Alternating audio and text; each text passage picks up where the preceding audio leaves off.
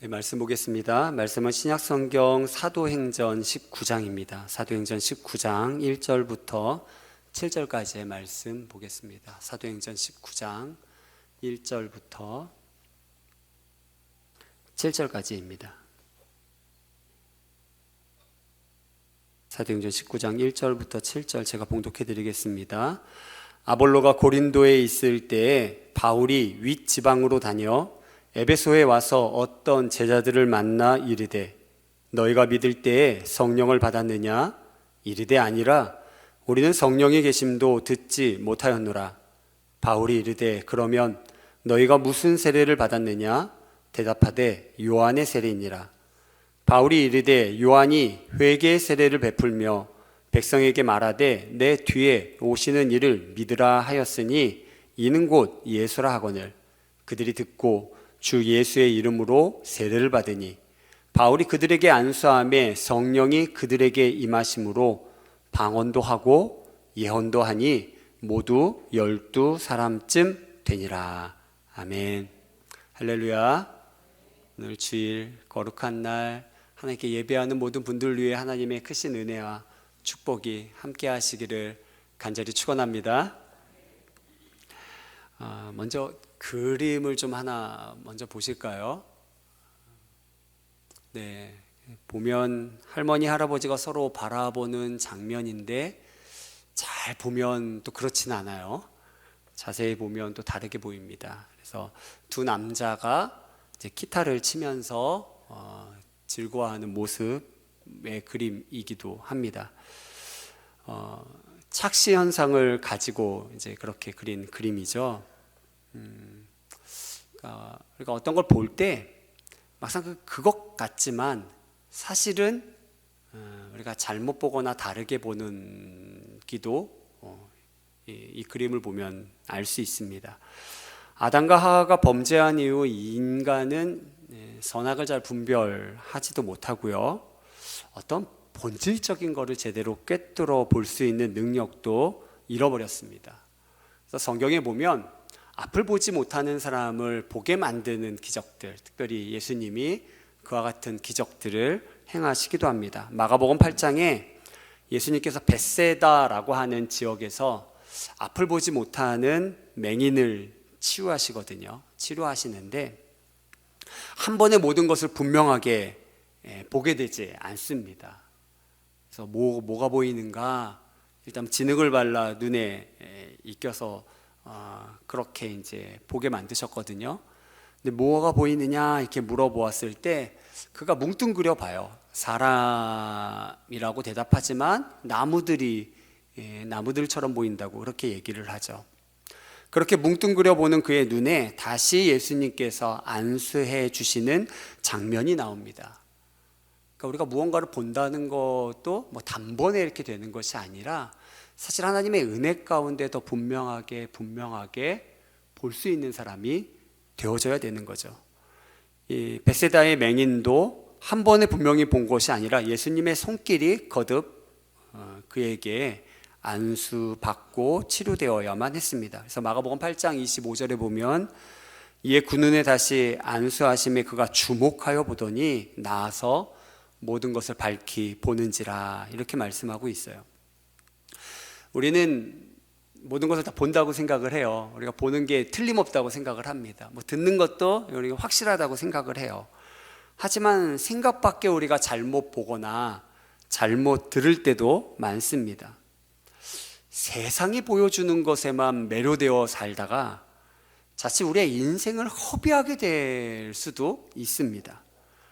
그러니 우리는 이 시대를 살아가면서 이 시대의 실상이 무엇인지 본질이 무엇인지를 제대로 볼 줄 알면서 오늘의 현실 속에 나를 향하신 하나님의 뜻과 목적을 제대로 분별할 수 있는 저 여러분들이 되시기를 간절히 축원합니다. 이렇게 제대로 볼 수 있는 사람이 필요해요. 우주 비행사인 제임스 어윈이라고 하는 사람이 있어요. 1971년 7월에 이제 달을 탐사했던 사람이거든요. 아폴로 15호를 타고 이제 달에 도착했어요. 달에 도착한 그는 이제 최초로 이 라버라고 하는 자동차 같은 거, 그거를 월면차라 그러는데 그거를 타고 달 표면을 이렇게 10km 정도 걸쳐 두루 탐사했던 그런 사람입니다. 그러니까 달 표면을 굉장히 오래 걸은 거죠. 놀라운 일이죠. 근데 이제 그 어윈이라고 하는 사람이 그의 전기에서 무슨 얘기를 하냐면, 나에게 진짜 기적은 돌아오는 길에 일어났다는 거예요. 돌아오는 길에 일어났습니다. 그러니까 아폴로 15호가 이제 지구로 귀환할 때, 이게 이제 대형 캡슐이죠. 나중에 캡슐이 이제 지구에 안착해야 되는데, 그 과속을 줄이기 위해서 대형 낙하산이 3개가 펼쳐져야 됐어요.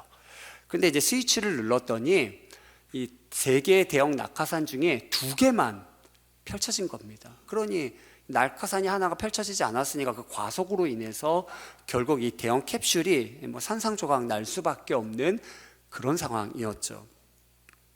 난리가 난 그런 상황에 이 어윈이 그 순간 하나님께 간절히 기도했다는 거예요. 하나님 도와주세요, 살려주세요, 이렇게 기도했는데, 놀랍게도 정작 그게 착륙할 그때쯤에 갑자기 땅에서 회오리 바람 같은 게 올라와서 마치 대형 낙하산 하나가 펼쳐진 것 같은 상황이 되면서 무사히 지구에 안착할 수 있게 되었다는 거예요.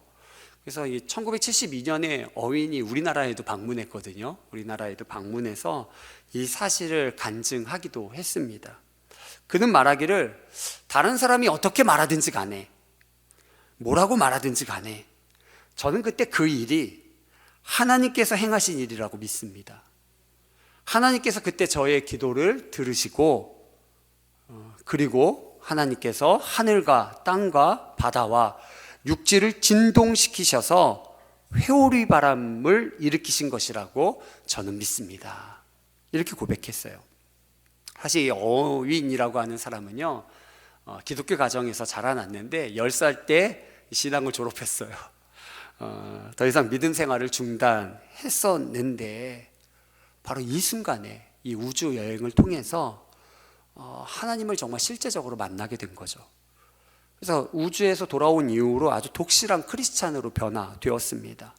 그는 우주에서의 자신의 체험이 하나님을 이전보다 더 현실적으로, 사실적으로 만나게 되었다, 이제 이렇게 말해요. 그래서 달을 걷는 것 굉장히 위대한 것이라 할 수 있죠. 사람들이 연이어 보도하고 놀라워하고 했지만, 그 사람이 달 위를 걷는 것보다 사실은 현실에 더 중요한 것은 이 땅 위에 걸었던 예수님이 더 중요합니다. 이런 얘기를 어윈이 합니다. 그래서 1972년 대령으로 미 우주항공국에서 은퇴한 뒤 이 세상을 떠날 때까지 한 20여 년간을 이 어윈은 복음을 전하면서 하나님의 부름을 받았던 아주 귀한 인물이 됩니다. 저는 오늘 우리의 삶이 그냥 세상 흘러가는 대로 사는 것이 아니라 하나님이 진짜 보게 하시는 것 보고요, 그로 말미암아 우리의 삶의 진정한 변화들이 저와 여러분들에게 일어났으면 좋겠습니다. 오늘 그런 의미에서 사도행전 19장은 에베소에 나타난 하나님의 역사, 성령의 역사를 기록하고 있습니다. 바울이라고 하는 한 사람이 에베소에 찾아와요. 그리고 어떤 제자들을 만납니다. 이 제자들은 세례 요한의 제자들이죠. 이 바울이 물어요. 성령을 받았느냐라고 묻는데, 그게 뭐예요? 그런 것이 있는지도 몰라요 라고 답변하는 이 세례 요한의 제자들이죠. 그러니까 이 얘기는 뭐냐면요, 세례 요한의 제자들은 하나님을 믿는 사람인가요? 하나님을 믿지 않는 사람인가요? 하나님을 믿는 사람이죠. 하나님을 믿는 사람이지만 그들의 삶에 하나님의 영이 있음을 알아요, 몰라요? 모르는 거죠. 성령에 대해서는 들어보지도 못했습니다 라고 얘기하고 있죠. 근데 바울은 성령의 사람입니다. 하나님의 영에 감동되어서 인생이 뒤바뀌었던 사람이죠. 이 바울이 성령으로 말미암아 그 에베소에 있는 하나님을 믿는 사람들이지만 하나님의 영에 대해서는 잘 알지 못하는 그 제자들에게 바로 성령에 대해 얘기하면서 예수님을 전하는 장면이 사실 오늘 본문의 장면입니다. 그로 말미암아 사실은 놀라운 변화가 일어나요. 여기 보면 바울이 이렇게 얘기하죠. 너희 무슨 세례 받았느냐? 라고 얘기하니까 무슨 세례를 받았다고 얘기를 해요? 요한의 세례를 받았다고 얘기하죠. 회개하는 세례를 받았다고 얘기하는데, 이 얘기를 듣고 바울이 얘기합니다. 요한이 세례를 베풀 때 백성들에게 말했는데 내 뒤에 오시는 이를 믿으라고 얘기했다. 내 뒤에 오시는 분은 내가 그분의 신발끈도 풀기를 감당치 못하겠다. 나는 물로 세례를 주지만 내 뒤에 오시는 분은 뭐로 세례를 준다 그랬어요? 불과 성령으로 세례 베푼다고 얘기했죠. 이분이 바로 예수님이시다라는 얘기를 바울이 전했고요. 그리고 주 예수님의 이름으로 세례를 베풀었어요. 그랬더니 어떤 일이 벌어졌습니까? 우리 6절, 7절에 보면 이렇게 표현하고 있어요. 같이 읽어볼까요? 바울이 그들에게 안수함에 성령이 그들에게 임하심으로 방언도 하고 예언도 하니 모두 12사람쯤 되니라. 12명의 사람들에게 놀라운 성령이 임하시는 역사, 성령의 역사가 나타나게 되었다는 거예요. 방언, 신비한 언어를 얘기하기 시작했어요. 예언, 하나님의 말씀을 선포하기 시작했어요. 장래일이건 하나님의 말씀이건 그들에게서 비롯된 것이 아닌 하나님께서 주신 것을 그들이 입술로 선포하게 되었다는 거예요. 근데 이로 말미암아 이 에베소라고 하는 지역에 놀라운 변화가 일어나게 되었다고 오늘 성경은 그 뒤에 이야기하고 있습니다. 오늘 바울은 에베소라고 하는 지역에 도착했어요. 이 에베소는 어떤 도시냐면 당시 이제 로마의 통치 아래 아시아 지역, 소아시아라고 하는데 지금 이제 터키 일대를 얘기합니다. 그 아시아 지역의 전체 수도라고 할 수 있는 곳이 바로 에베소예요. 그러니까 에베소는 굉장히 번창한 도시입니다. 대도시이고 그리고 무역의 중심지이죠. 거기에는 아주 커다란 신전이 있어요. 아데미라고 하는 여신전이 아주 거대해요. 그래서 이 신전에서 풍요와 다산을 기원하죠. 그래서 수많은 순례객들이 찾아오는 곳이 바로 이 에베소였습니다. 그러니까 에베소는 찾아오는 사람들이 많아요. 아주 번영하는 도시이죠. 그리고 거기에서는 이 아데미 신전에서 예배가 이루어지는데 뭐 우리가 생각하는 이런 예배가 아니잖아요. 풍요와 다산을 기원하면서 예배라고 하지만 굉장히 음란하게 어떤 성적 행위를 하면서 풍요와 다산을 비는 그런 제사가 이루어졌어요. 그러니까 여기에는 아주 물질적인 풍요로움 속에서 아주 음란함이 가득한 도시, 그게 아주 겉으로 확연히 드러난 도시가 에베소라고 할 수 있습니다. 그런 도시에 바울이 들어감으로 말미암아, 그리고 아까 그 말했던 12명의 사람이 성령 받음으로 말미암아 이 에베소에 변화들이 일어나기 시작해요.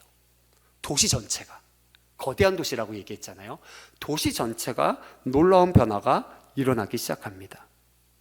아직 교회가 생겨지지도 않았고 고작 12사람, 그것도 성령에 대해 전혀 몰랐던 세례 요한의 제자들이 바울로 인해 은혜 받고 불길이 붙기 시작했는데, 그것으로 말미암아 이 예수를 전혀 알지 못했던 이 도시에 놀라운 변화와 역사가 일어나게 되었다는 겁니다. 그래서 성경은 어떻게 얘기하냐면, 우리 성경 좀 더 볼까요? 8절에 보면 바울이 이제 회당에 들어가서 복음을 전해요. 하나님 나라를 전합니다. 잘 전했는데 이게 오래 가진 못해요. 왜냐하면 반발이 일어나서 더 이상 전할 수가 없었어요. 그래서 바울이 다른 곳으로 옮깁니다. 두람노 서원이라고 하는 곳에 옮겨서 거기서도 하나님의 말씀을 계속 상고해요. 계속 하나님의 말씀, 이게 중요해요. 하나님의 말씀을 계속 상고해요. 그랬더니 한 2년간 그러거든요. 그랬더니 그 뒤에 하나님의 역사가 이 도시에 아주 폭발적으로 일어나게 됩니다. 우리 성경을 보겠습니다. 11절 말씀, 11절과 12절 말씀 우리 같이 한번 읽어보겠습니다.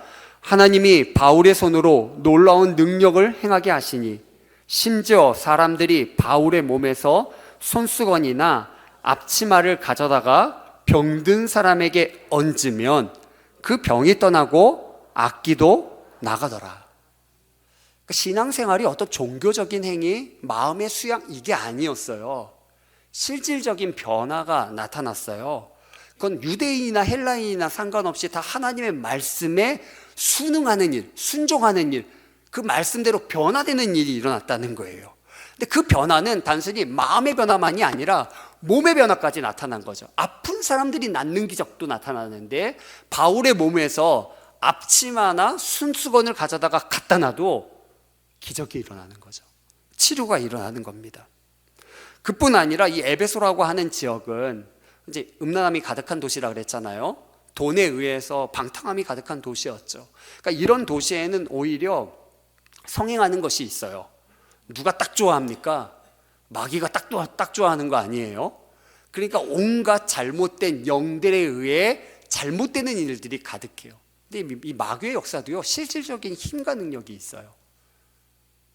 점치는 일, 이게 장난 같지만 장난 아닙니다. 여러분들 결코 그렇게 하지 마세요. 운세 보지 마세요. 이게 그렇게 하지 마세요. 이게 실질적인 효력과 힘이 있어요. 특히 이 에베소 이 지역에는 실제로 그랬어요. 그래서 마법하는 것, 단순히 그냥 뭐 어떤 주문을 외우고 이 정도가 아니라 거기에 대한 주술의 능력들이 나타나는 일들이 있었어요. 그래서 마법하는 주술사들, 그 예전에 아프리카 케냐 선교사님이 그런 얘기를 하시는데 무슨 얘기를 하냐면 실제 거기에 주술사들이 있잖아요. 대단하대요. 진짜 대단하대요. 막 이만한 사람만한 항아리를 그냥 들고 지붕에서 지붕 위를 막 뛰어다닌다는 거예요. 그런 능력들을 사실을 가지고 있는 주술사, 마법사, 신의 어떤 귀신 들린 이런 사람들, 이런 에베소에도 이런 영들에 의해, 잘못된 영들에 의해 있는 사람들이 많았는데 도시 전체가 하나님의 영에 의해 변화되면서 하나님의 말씀이 선포되면서 변화가 일어났다는 거예요. 그래서 마법하는 사람들이 자신의 그 마법하던 책들을 태운 것만 해도 은 5만이나 되었다라고 오늘 성경은 이야기하고 있어요.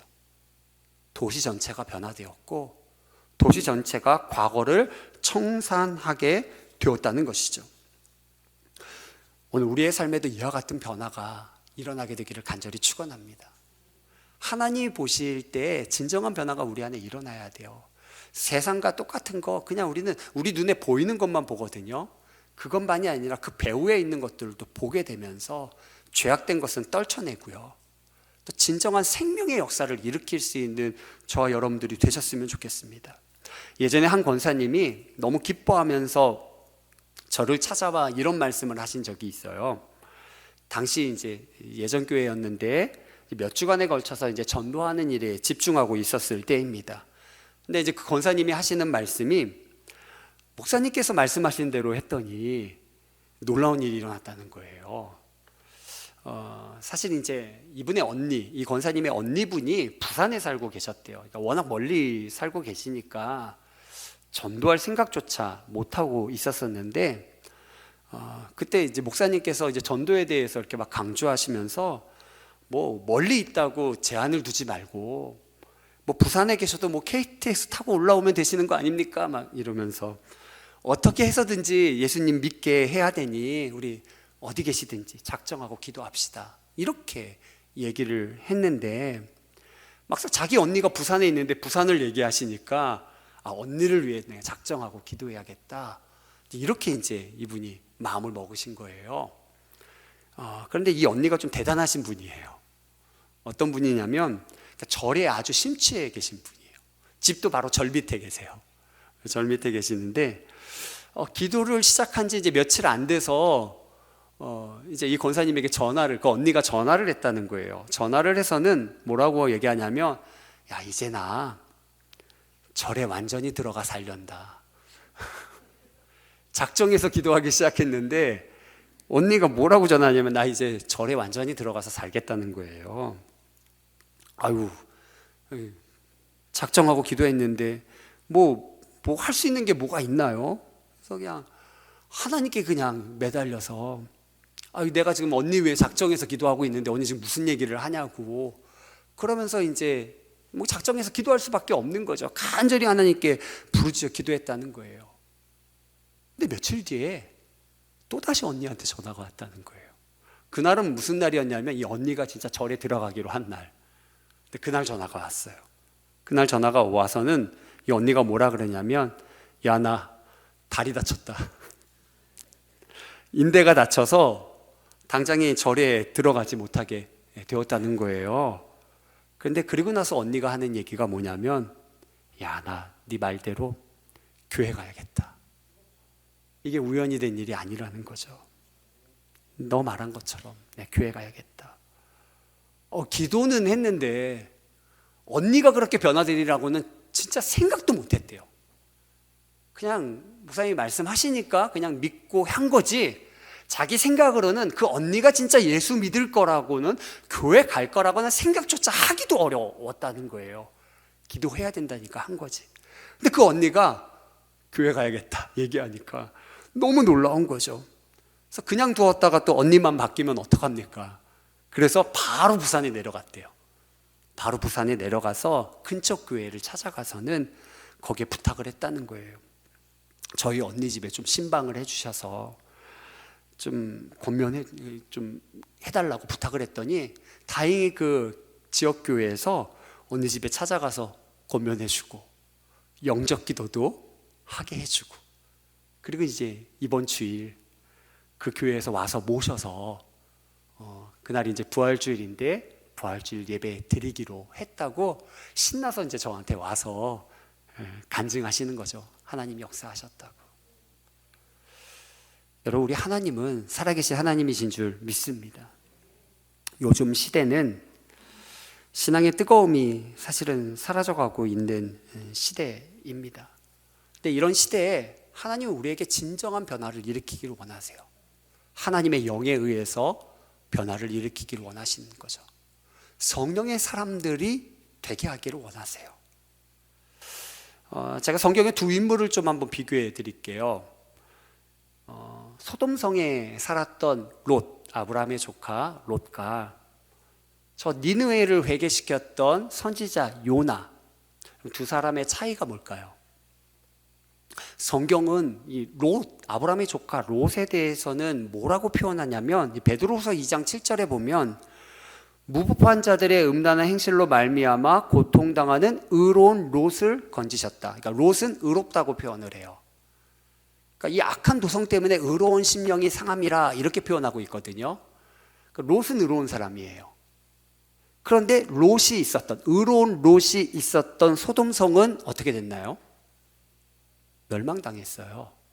그런데 그에 비해서 선지자 요나는 의인이란 표현이 안 나와요. 어찌 보면 니느웨에 살지도 않았고요. 또 니느웨에 복음 증거하러 가는 거를 좋아했나요? 아니죠. 뭐 불순종했다가 아주 죽다 살아나서 결국에는 마지못해 간 것을 우리가 볼 수 있죠. 그런데도 요나를 통해 니느웨, 그 악한 니느웨, 아수르의 수도였거든요. 아시리아, 굉장히 잔혹하고 그런 무서운 도시였거든요. 여기에 니느웨 성이 회개했어요. 그래서 멸망에서 구원받았거든요. 뭐 요나가 가서 어떤 기사와 표적을 일으킨 것도 아닙니다. 그런데도 요나가 말씀을 선포했는데 그 말씀이 얼마나 위력이 있었는지 유래를 찾아볼 수 없을 정도로 그 악한 도성 자체가 철저히 죄를 깨닫고 회개했다는 거예요. 낮은 자로부터 왕까지, 심지어 짐승들도 먹지 못하고 금식하게 할 만큼 도성 자체가 철저하게 회개했다는 거죠. 이 차이가 뭘까요? 왜 의롭다고 하는 롯이 있는 소돔은 멸망하고, 왜 별로 의로워 보이지도 않는데 요나가 전했던 니느웨는 회개하고 구원받았을까? 그 차이가 뭘까요? 차이는 하나님의 말씀이 선포되었다는 겁니다. 하나님의 말씀이 선포되는 것, 여러분, 이게 중요해요. 하나님의 영이 역사하는 것, 이게 중요합니다. 소돔성의 롯은 의로운 심령을 지니고 있을지라도 입술로 주의 말씀을 선포하지 못했어요. 단지 그들과 다르게 살려고 노력했을 겁니다. 그러나 그거로 말미암아 다름이 자기의 의로운 심령만 상하게 만들었던 거죠. 그것 가지고는 세상의 진정한 경고가 되지 못했습니다. 하나님의 말씀 자체가 선포되어야 죄를 깨닫게 하는 역사가 일어나는 거죠. 하나님이 심판하신다는 이 역사, 하나님의 진리를 전할 때, 하나님의 본질을 전할 때 세상은요, 그 안에서 깨어지게 되어 있어요. 회개하게 되어 있는 것입니다. 오늘 에베소도 보면 이들이 하나님의 실질적인 것을 깨닫게 되면서 변화가 일어나는 거예요. 요한의 세례를 받았는데 그 세례가 뭔지도 모르고 있는 거예요. 회개하는 세례를 받았다고 하지만, 하나님을 믿는다고 하지만 그들의 삶에 하나님의 역사가 나타나지 않아요. 왜냐? 모르기 때문에 그렇죠. 그런데 그것이 바로 요한이 얘기한 불과 성령으로 세례 베푸는 이분이 바로 예수님이시다. 그분이 우리를 위하여 이 땅에 오셔서 죽으셨고 다시 사심으로 말미암아 우리는 하나님의 자녀가 되었다는 것을 선포해 주었을 때, 그 이름으로 세례받게 되었을 때 놀라운 변화가 일어난 거죠. 성령의 역사, 하나님의 역사, 방언도 하고 예언도 하면서 세상을 변화시키는 역사가 시작되었다는 겁니다. 그 뒤에도 마찬가지예요. 회당에서 석 달 동안 하나님의 말씀을 강론하고 2회 동안 날마다, 성경은 그렇게 표현하고 있어요. 두란노 서원에서 날마다 강론하니라. 2회 동안 이같이 하니, 하나님의 말씀, 그 말씀을 대했다는 거죠. 하나님을 찾았다는 거예요. 그렇게 2회 동안 간절히 하나님을 붙들었더니 놀라운 일들이 일어나는데, 유대인, 헬라인 다 하나님의 말씀에 순종하는 일들, 변화되는 일들이 일어났고, 바울의 손으로 놀라운 능력들이 나타나는데, 심지어 앞치마만, 손수건만 가져다 놔도 병자가 낫는 그런 놀라운 일이 일어났다. 귀신에 굴복된 사람들이 깨끗해지는 역사, 자신의 삶을 청산하는 역사가 도시 전체에 일어났다고 오늘 성경은 이야기하고 있는 것입니다. 요즘 시대는 진리를 알면서도 그에 따라 살지 않는 시대입니다. 지식은 날로 더해져 가고 있어요. 정보는 너무나 많죠. 좋은 설교 너무나 많이 들을 수 있습니다. 많은 깨달음을 얻지만 그 깨달음에 따라 사는 자가 거의 없는 시대입니다. 여전히 죄를 가까이 해요. 죄와 안락함과 부귀를 하나님보다 더 사랑합니다. 하나님을 믿노라 하지만 여전히 죄와 뒤섞여 살아가요. 하나님의 백성의 마음을 빗나가게 만드는 것, 무기력하게 만드는 것은 역경과 고난이 아니에요.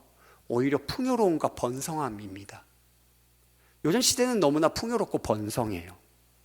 그러나 풍성할 때에도 우리는 궁핍할 때만큼 열심히 하나님을 찾아야 됩니다. 오직 하나님 없으면 살 수 없다는 간절한 목마름이 우리에게 있어야 돼요. 저와 여러분들에게 있어야 될 줄 믿습니다. 그런데 과거에 은혜 받은 거는요, 다 잊어버리세요. 어제 큰 은혜 받은 거 다 잊어버리세요. 날마다 새로워지셔야 됩니다. 날마다 그 은혜를 붙드셔야 돼요. 날마다 주의 말씀으로 사셔야 됩니다. 날마다 하나님의 인도하심을 받아야 돼요. 매일 공급하는 신선한 만나를 여러분들이 먹으셔야 됩니다. 그래야 세상을 이기는 사람들이 될 수 있는 것입니다. 신앙의 뜨거움이 사라져 미지근한 시대는요, 사랑이 식어져 있을 수밖에 없고요, 이런 자들은 주님은 토하여 내실 수밖에 없습니다. 진리를 따라 살지 않습니다. 말씀에 순응치 않습니다. 그들은 주님을 진짜 믿는 사람이 아닙니다. 행하지 않는 믿음은 어떤 믿음이라고요? 죽은 믿음. 하나님은 죽은 자의 하나님이세요? 산 자의 하나님이세요? 산 자의 하나님이시죠. 죽은 믿음의 하나님이 아니세요. 산 믿음의 살아있는 신앙을 가진 자의 살아있는 하나님이십니다. 오히려 순종하지 않는 것, 그것은 오히려 불순종해도 괜찮다는 것은 자신의 삶을 통해 이 세상에 나타내고 있는 거예요. 이 세상에 그것을 증거하고 있는 거죠. 오히려 그런 거짓된 악을 우리는 세상에 나타내 보이는 겁니다. 세상에 많은 사람들이 잘못 믿는 사람들 때문에 신앙을 갖지 못해요. 거짓된 신앙 때문에 진정한 하나님을 알지 못합니다. 전도서 8장 11절에 솔로몬이 이와 같이 이야기하죠. 악한 일에 관한 징벌이 속히 실행되지 아니하므로 인생들이 악을 행하는 데에 마음이 담대하도다. 그냥 나빠도 세상 그냥 흘러가거든요. 죄 져도 흘러가거든요. 그러다 보니 사람들이 괜찮은 줄 아는 거예요. 다 넓은 길을 가는데 뭐 나만 지옥 가는 거 아닌데, 오히려 그래서 악을 행하는데 담대해져 있다고 그렇게 이야기하고 있죠. 여러분, 이 시대에 우리가 더욱더 깨어나서 세상을 깨우는 사람들이 되어야 될 줄 믿습니다. 바울은 세상을 깨우는 사람이 되었죠. 진짜 예수님을 알고 성령에 감동된 사람은요, 세상을 깨우는 사람들이 되는 것입니다. 여전히 죄를 가까이 하고 있는 한 우리는 하나님께 건져달라 말할 수 없어요. 그걸 떨쳐내야 우리는 주님의 은혜를 간절히 구하고요, 그 은혜를 전하는 사람이 될 수 있는 줄 믿습니다. 겨우겨우 하루하루를 그냥 연명하며 살지 마십시오. 오히려 굳게 서서 이 세상을 정복하는 저와 여러분들 되기를 간절히 축원합니다. 거짓된 영들, 악한 영들을 소멸하는 사람들이 되셔야 돼요. 그래서 진짜 날 위해 죽으셨다 다시 사신 예수님의 그 생명과 능력을 이 땅 가운데 선포하는 사람들이 되어야 될 줄 믿습니다. 우리가 하나님에 대해서 많은 이야기를 해요.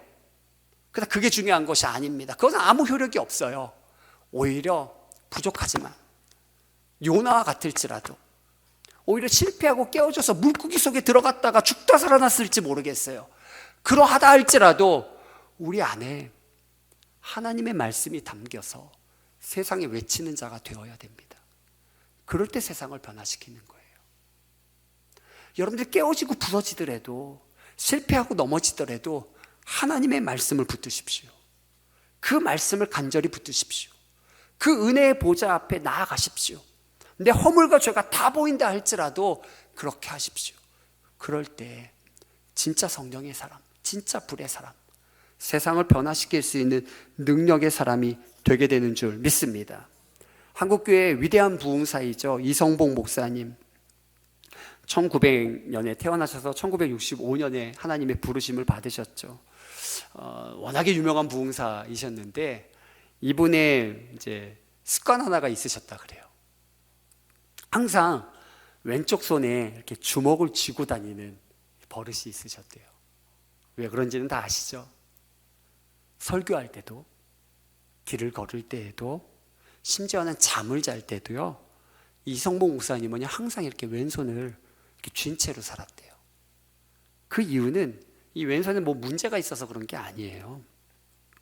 그가 이렇게 주먹을 쥐고, 왼손에 주먹을 쥐고 사는 이유는요, 항상 주님의 손을 붙들기 위해서였어요. 성령님을 의식하는 행동이었죠. 항상 주님이 내 곁에 계신다는 것을 붙들고 살기 위해서 항상 왼손을 이렇게 쥐고 사셨다는 거예요. 그의 영적 훈련이고 투쟁이었던 것이죠. 저와 여러분들이 이렇게 주님을 꼭 붙들고 사셨으면 좋겠습니다. 말씀 매일매일 읽으시나요? 솔직하게 하나님의 말씀을 대하십시오. 하나님이 내게 주시는 말씀에 귀 기울이셔야 돼요. 성경만 대하시는 게 아니라 저는 여러분들의 감각 자체가 좀 더 깨어나셨으면 좋겠어요. 하나님은 누구를 통해 말씀하실지 몰라요. 옆분 한번 이렇게 잘 보세요. 옆분들, 그분 통해 얘기하실 수도 있어요. 때로는 고상하게 얘기 안 하실 수도 있어요. 근데 그것이 하나님의 음성일 수도 있어요. 하나님이 모든 것을 다스리셔서 하나님의 역사를 이루시거든요. 애굽의 바로 왕을 쓰셔서 역사하기도 하시고, 다윗에게는 아주 사울왕의 군대와 사울왕 통해서 거의 뭐 죽일 듯이 하면서 훈련하기도 하셨죠. 그러니까 우리의 삶에 하나님의 말씀이, 물론 성경 말씀 묵상하셔야 되죠. 기도하면서 하나님 붙드셔야 되죠. 그러나 오늘의 내 삶 가운데도 주님이 계세요. 그리고 주님이 말씀하세요. 어떻게 말씀하실지 모르죠. 근데 그 말씀을 통해서 하나님이 여러분들에게 하시는 말씀을 들으셔야 됩니다. 그래서 여러분들의 삶에 진정한 변화가 일어나게 되기를 간절히 축원합니다. 주님이 뭐라고 말씀하시는지 이게 굉장히 중요해요. 성경에 보면 모세가 자꾸 자기는 못한다고, 자기는 말도 어눌하다고 막 이럴 때 하나님이 막 화내시는 장면이 나와요. 하나님이신데 막 화를 내세요. 왜 화내시는지 알아요? 하나님은 우리의 불신앙을 싫어하세요. 하나님을 하나님 되게 믿지 못하는 것을 싫어하십니다. 근데 사실 우리가 우리의 생각에 꽉 차 있어서 하나님이 말씀하시는데도 그 말씀을 믿지 못해요. 그 진리를 믿지 못해요. 그래서 반발하거든요. 그래서 적당히 살아가요. 이 적당히 살아가는 삶이 우리에게 굉장히 익숙해요. 우리는 그렇게 살아왔기 때문에 하나님의 말씀을 아는데 적당히 세상에 타협하며 요 정도 살아요. 근데 하나님은 그걸 우리에게 원하시지 않아요. 하나님은 우리로 하여금 정말 비상한 사람이 되기를 원하세요. 하나님의 뜻을 이루는 찬란한 사람이 되기를 원하세요. 이 어둠의 시대에 정말 아름다운 빛깔을 내는 사람이 되기를 원하세요. 그래서 모세를 그렇게 보내실 때 모세가 자꾸 거부하니까 하나님이 이 모세에게 화를 내시고요. 나중에는 심지어 죽이려고 하신 적이 있어요. 그때 그 아내 십보라가 그 아들들의 할례를 행하면서 피를 뿌리면서 나의 피난편이라 막 이런 얘기를 하거든요. 이게 바로 무슨 얘기냐면요, 모세가 하나님의 일을 한다고 하면서도 여전히 그의 가정은 하나님께 온전히 구별되지 못했다는 얘기죠. 근데 그 십보라가 하나님의 사람으로 사용되면서 자기 가정에 그렇지 못한 것을 철저히 회개하면서 피 흘리는 그런 자신의 삶의 더러움을 베어내면서 그렇게 하면서 하나님께 온전히 헌신하는 작업을 했다는 거예요. 저는 저와 여러분들의 삶에도 그와 같은 일들이 일어났으면 좋겠습니다. 진짜 하나님께 올인하십시오. 그럼 하나님의 역사가 진짜 여러분들의 삶에 나타날 거예요. 에베소의 기적이 여러분들에게 일어날 것입니다. 그런 기적의 삶을 살아갈 수 있는 저와 여러분들 되기를 간절히 축원합니다. 하나님이 못하실 일 무엇 있겠습니까? 주님을 믿는 믿음 안에서 또 이번 주간 승리해 갈 수 있는 저와 여러분들 되시기를 간절히 축원합니다. 우리 오늘 들은 말씀 기억하시면서 우리 함께 우리 좀 통성으로 기도하겠습니다.